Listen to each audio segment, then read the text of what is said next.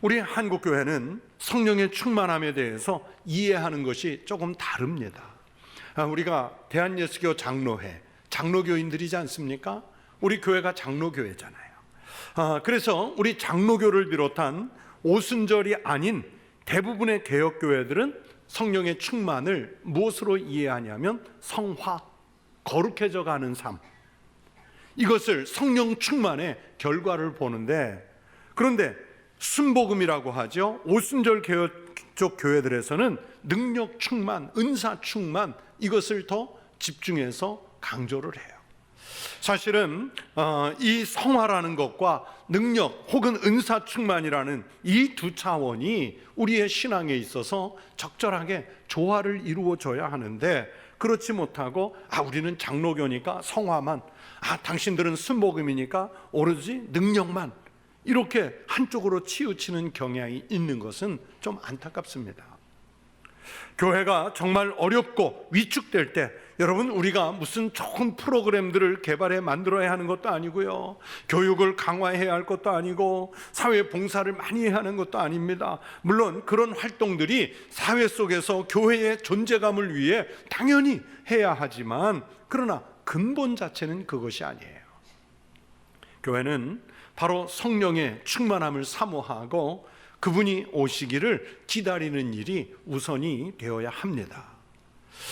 여러분, 오늘 구약의 본문으로 읽은 요엘서의 말씀과 또 신약의 본문으로 읽은 사도행전 말씀, 여러분 읽어보니까 어떠세요? 같은 말씀이잖아요. 똑같은 말씀입니다. 요엘 선지자가 장차 하나님의 때가 오면 하나님께서 하나님의 영을 보내실 것이라는 예언의 말씀입니다. 하나님의 영이 오시면, 즉 하나님의 때가 되면 하나님의 백성들이, 하나님의 자녀들이 예언하게 될 것이고, 늙은 사람도 꿈을 꾸고 젊은이들이 이상과 비전을 볼 것이라고 예언한 말씀이죠. 심지어 당시의 인간적 대우를 전혀 받을 수 없었던 남종이나 여종들에게조차도 성령님은 하나님의 때가 되면 그들에게 하나님의 영을 충만하게 채우실 것이라고 예언한 말씀이에요. 베드로를 비롯한 사도들과 성도들이 마가의 다락방에서 그 예언대로 불같이 임하시고 급하고 강한 바람처럼 임하신 성령의 임재를 실제로 체험한 후에 이제 자기네들을 붙잡기 위해서 눈을 부라리고 지켜보고 있는 그 예루살렘 거리로 달려나가서 요엘서가 예언한 하나님의 영이 우리들에게 실제로 임하셨다고 선포하는 그 내용이 바로 사도행전 2장 본문의 말씀이에요. 그 이후로 사도들을 비롯한 제자들은요, 어느 곳을 가든지 담대하게 복음을 전했고, 그래서 그들이 가는 곳마다 성령의 역사에 의해 교회가 세워졌고, 그들이 하나님의 말씀을 선포하고 교회가 형성되는 곳에서 성령의 권능에 의해 능력이 나타나는 그 역사가 사도행전에 고스란히 기록되어 있지요. 그래서 오늘날 우리가 다시 부흥을 꿈꾼다면 요엘이 예언한 하나님의 영, 동시에 초대교회 성도들이 체험한 이 성령의 임재를 우리가 다시 받아야 할 줄로 믿습니다. 이것이 없이는 교회는요, 계속 약화될 수밖에 없고 소멸될 수밖에 없어요. 지금 당장은 약화됐고 힘들지라도 우리는 성령의 임재를 기다리며 버티는 거예요. 몇 해 전 아주 추운 겨울날 우리 그 성도 몇 분들하고 청주 외곽으로 좀 신방을 가게 됐어요. 그런데 신방을 마치고 이제 식사 장소로 이동을 하는데 외곽에 있는 이런 식당들 중에 보면 이렇게 추운 겨울에 큰 아름드리 나무에 왜 물을 뿌려가지고 그 나무를 얼려서 아주 멋진 나무 트리, 그 얼음 나무를 만들어 놓지 않습니까? 그런데 제가 차 안에서 그 나무를 보니까요, 불쌍해 보이는 거예요. 이렇게 추운 날 저 나무가 그냥 서 있는 것조차도 힘들 텐데 인간이 거기에 물까지 뒤집어 씌워서 얼려 놓았으니 저 나무가 얼마나 힘들까, 불쌍한 마음이 들어요. 그래서 제가 차 안에서 저 나무가 너무 불쌍하다 그랬더니 우리 신방 대원 중에 한 분이 아니래. 겉보기에는 저 얼음 속에 있어서 저렇게 춥고 차가워 보이지만 오히려 저 얼음 때문에 나무가 보호를 받을 수 있대요.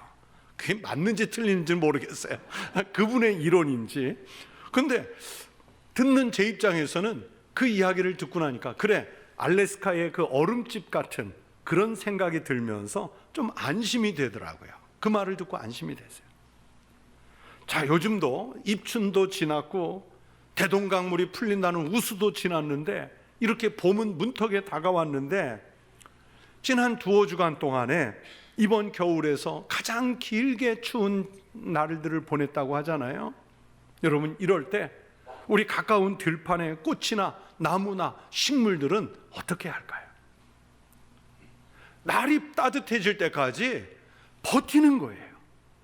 물이 올라와 가지고 자기네 내부에서 얼지 않도록 힘을, 에너지를 써서 물을 내리고 또 자신들의 에너지를 소모할 잎사귀를 다 떨구고 그리고 최소한의 숨만 쉬면서 버티다가 이제 따뜻한 햇볕이 드는 봄이 오면 온 힘을 써서 바닥으로부터 물을 끌어올리고 그러면서 가지 끝에까지 물이 닿게 해서 새순을 내고 그리고 뿌리가 다시 활동을 해서 이제 따뜻한 봄에 나무가 살고 꽃이 피고 풀들이 일어나는 거예요.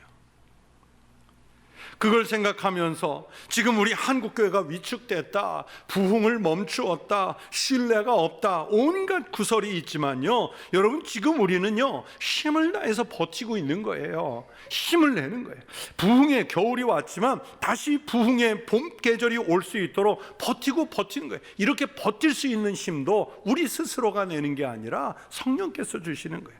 그렇게 버티게 하는 힘이 성령의 힘이고 마지막까지 버티다가 하나님의 때, 부흥할 때가 되면 다시 우리가 능력을 발출해서 일어서게 할 수 있는 힘이 바로 성령 하나님의 힘인 줄로 믿습니다. 여러분, 그렇게 요엘서가 선포되던 시대는요, 이스라엘 민족 자체가 망해가는 시대였습니다. 어쩌면 다시 회복할 수 있는 기회가 오지 않을지도 모르는 때였습니다. 그러나 하나님은 요엘 선지자를 통해서 여호와의 날이 반드시 있을 것이고 그때에 하나님의 영, 성령을 당신들에게 보내실 것이고 그러면 자녀들이나 늙은이나 젊은이, 남종이나 여종 가리지 않고 예언을 하고 환상을 보고 꿈과 비전과 이상을 보는 그 부흥의 때를 허락하실 것이라는 약속의 말씀을 주셨습니다. 그러니 잘 버티자, 이겨내자, 힘을 주시는 말씀이 요엘서의 말씀이에요.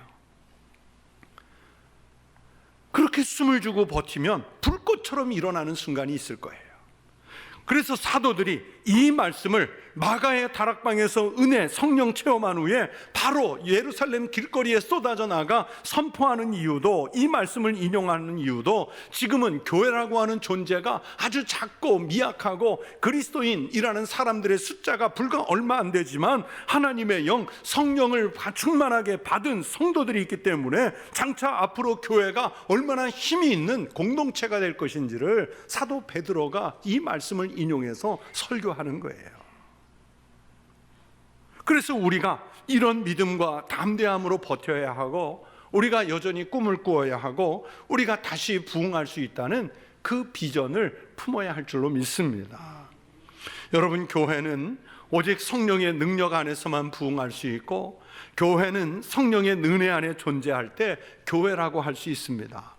성령께서 교회에 말씀하셨고요, 교회에서는 성령께서 주시는 말씀이 외쳐져야 돼요.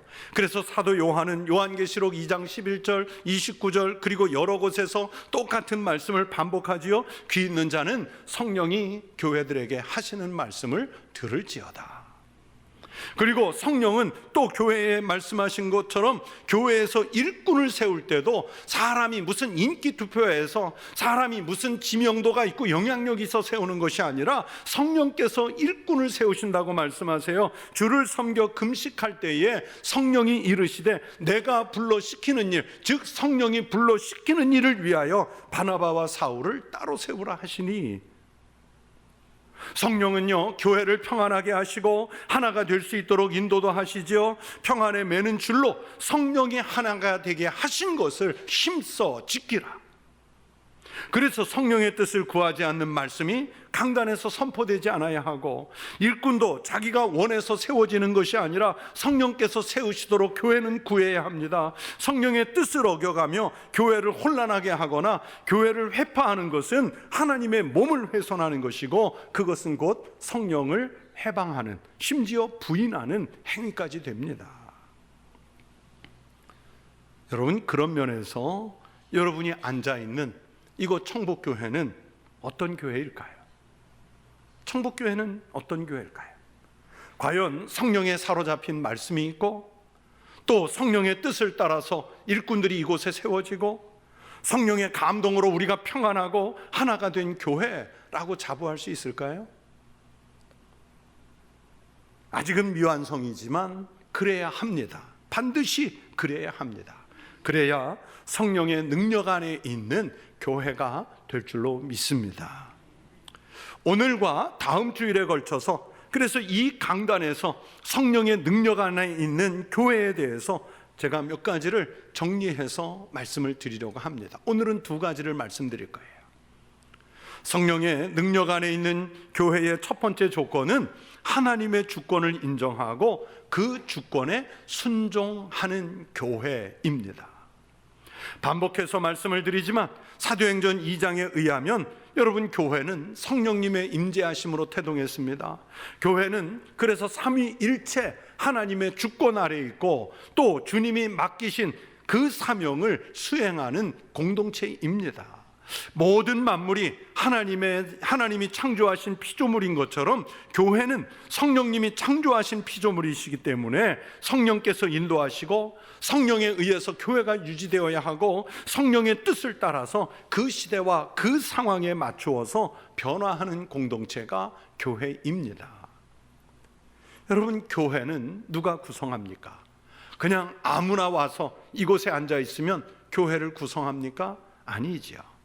성령 안에서 거듭난 그리스도인들이 모여와야 하고, 또 아직 성령의 임재를 모르는 사람들, 초신자 같은 사람들께는 성령께서 임재하셔서 그분들이 하나님의 형상을 닮아가도록 성령의 임재를 먼저 경험한 사람들이 돕고, 또 그러면서 서로 격려해 주어야 합니다.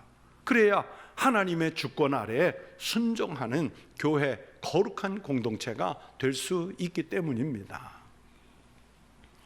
예를 들면 그래요. 깔뱅이 제정한 우리 장로교 성찬식이 있어요. 여러분, 우리가 종종 성찬식을 하지 않습니까? 그런데 우리의 성찬식에서는 떡을 떼는 것도요, 또 우리가 포도주의 잔을 받는 것도 다 성령에 의지해서 성령께서 역사하셔서 떡을 떼서 그 떡을 받는 것처럼 나도 나의 삶을 떼어서 나누어 주는 삶을 살고, 또 희생하신 주님의 보혈을 생각하며 나를 희생하면서 살아갈 수 있는 그 용기를 성령님께 구하면서 우리가 성찬을 받는 거예요. 그래서 우리 장로교회 성찬을 신학적으로 뭐라고 하느냐? 영적 임재설, 성령 임재, 이렇게 정의를 합니다. 성령이 임재하시는 교회는 하나님의 나라가 선취되는 곳이라고 합니다. 여러분, 선취 무슨 뜻일까요? 미리 이루어진다는 뜻입니다. 복음이 선포되고 성례전이 집행되고 하나님이 맡기신 은사와 직무를 감당하는 곳이 바로 하나님의 나라가 선취, 미리 이루어지는 곳이 교회예요. 그래서 성령의 능력 안에 있는 교회는 삼위일체 하나님을 주권으로 삼고, 교회는 하나님의 그 주권 아래에 있고, 하나님의 나라를, 그래서 그 하나님의 주권에 따라 이 땅에 구현하는 일에 전력을 기울이는 곳이 교회입니다. 사람의 이름이 아니라 하나님의 영광이 나타나고, 목회자나 혹은 교회 안에 일부 지도자들의 뜻이 아니라 하나님의 뜻이 하나님의 주권 아래에서 이루어져 가야 합니다.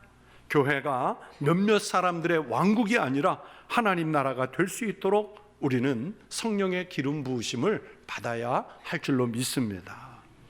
그런 면에서 오늘날 너무 많은 교회들이요, 하나님의 주권을 잃어버렸어요. 때로 어느 교회는 목회자가 혹은 교회 창립자가 지나치게 왕권을 행사하는 교회들이 있어요. 아니면 장로나 그 교회 오래 묵은 교인들이 지나치게 주인 행세를 하는 교회들이 있어요. 또는 돈과 권력이 교회를 지탱하는 데 우선하는 교회가 있는데, 여러분, 이런 교회는 진짜 교회가 아니에요. 정치와 이념이 지배해서 편을 가르는 교회도 바른 교회라고 할 수 없어요. 교회는 어떤 제도나 사람이 아닌 오직 하나님의 주권, 하나님의 영이신 성령께서 다스리셔야 합니다. 성령의 능력 안에 있는 교회는 전적으로 성령의 다스림을 받는 교회여야 합니다. 바로 우리 청북교회가 하나님의 주권에 순종하는 교회, 성령의 통치를 받는 교회가 되고 성도가 되실 수 있기를 축원합니다. 성령의 능력 안에 있는 교회 두 번째 조건은 하나님의 말씀이 올바르게 선포되는 교회입니다. 여러분, 성령은 진리의 영이신 줄로 믿습니다. 예수님은 길이시고 진리이신 줄로 믿습니다. 보혜사 성령님은 그래서 우리 그리스도인들을 진리이신 주님께로 인도하는 진리의 영이시라고 예수님께서 앞서 말씀하셨어요. 그는, 즉 성령은 진리의 영이라 세상은 능히 그를 받지 못하나니 이는 그를 보지도 못하고 알지도 못함이라. 그러나 너희는 그를 아나니 그는 너희와 함께 거하시며 또 너희 속에 계시겠음이라. 또 요한복음 16장 13절에서는 이렇게도 말씀하셨습니다. 그러나 진리의 성령이 오시면 그가 너희를 모든 진리 가운데로 인도하시리니 그가, 즉 성령이 스스로 말하지 않고 오직 들은 것을 말하며 장래의 일을 너희에게 알리시리라. 그렇게 성령은 말씀하시는 영이에요. 진리로 주님께로 인도하시기 위해 말씀하시는 영이에요. 성령은 하나님의 말씀을 올바르게 이해할 수 있게 해주시고, 그리고 그 말씀을 받는 사람들이 믿음으로 순종하게 하시는 힘을 성령이 발휘하시는 거예요. 그러므로 목회자는 하나님의 말씀을 바르게 해석하고 하나님의 말씀을 뜻을 분별하고, 말씀을 받는 성도는 하나님의 말씀을 받을 때 순종하는 일, 이게 오직 성령 안에서만 가능한 일입니다. 대부분의 목회자가 그렇듯이 저도 여러분, 말씀 봉독이 끝나고 나면 이 강단에 올라와서 앉아서 먼저 기도부터 해요. 무슨 기도를 할까요? 하나님, 강단에 섰을 때 떨리지 않게 해주십시오. 성도들과 눈초리가 무섭지 않게 해주십시오. 뭐 그런 기도 할까요? 시간 빨리 가게 해주십시오. 그런 기도 할까요? 아닙니다. 제가 들고 올라온 원고의 손을 얹고, 주님, 제 입을 통치하셔서 제 이야기가 아닌, 저의 사상이 아닌 성령께서 주시는 말씀만 전하게 해주십시오. 또 설교를 끝나고 다시 자리에 돌아가면 또 기도를 해요. 무슨 기도 할까요? 잘 끝내주셔서 감사합니다. 예배 빨리 끝나고 집에 가게 해주세요. 그런 기도 할까요? 아닙니다.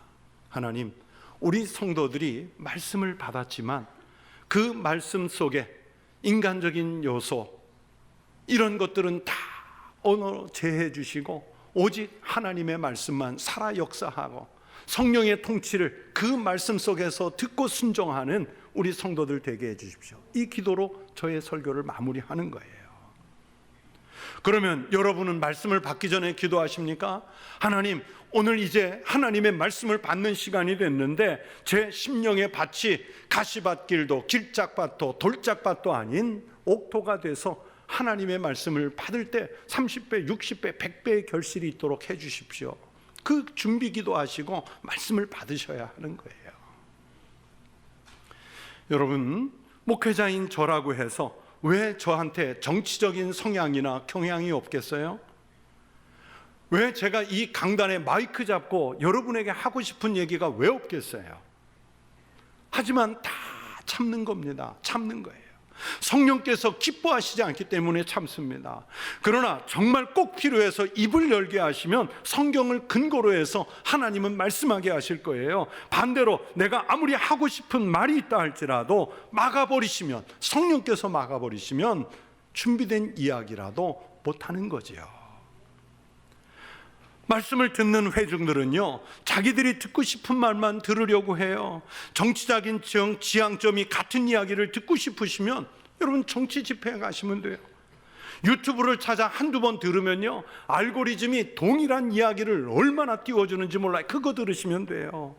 많은 이들이 설교를 듣고 한참 호방하게 웃고 가면 은혜 받았다는 말들을 참 많이 하거든요. 여러분, 그렇게 웃고자 듣는 게 하나님 말씀이라 은혜 받고 싶으시면 요즘 개그맨들이요, 방송에 안 나와도 영상 얼마나 잘 만드는지 몰라요. 여러분, 그 웃긴 영상 매일 하루 종일 무한 반복해서 들으면 여러분 개그 통해서 은혜 받으실 수 있어요.